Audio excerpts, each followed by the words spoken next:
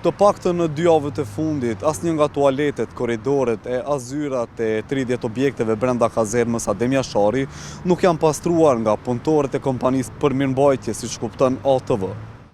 Më 16 mars ka dhe kontrata e cila ishte nënshkruar mes Ministrisë së Mbrojtjes dhe Konsorciumit të kompanive, Kosova Capital Exfid dhe e-Commerce, e cila ishte nënshkruar më 16 shtator të vitit 2024 e që kishte kosgjatje rreth 6 muaj. Vlera parashikuar e kontratës kornizë ishte 100.000 euro. Në këtë rast, Ministria kishte përdorur procedurën e negociuar ku kishin tenderuar 2 kompani.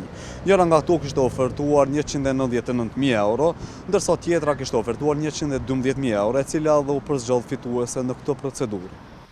Tek përshkrimi në platformën e prokurimit e kontrata e dhënë Asokoe ishte specifikuar se është kontratë emergjente, derisa nuk u publikua as njoftimi për kontratë.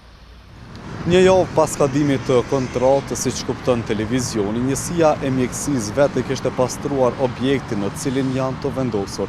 Megjithatë, gjatë ditës, Ministria e Mbrojtjes nuk ka kthyer përgjigje në pyetjet e ATV-s lidhur me këtë çështje.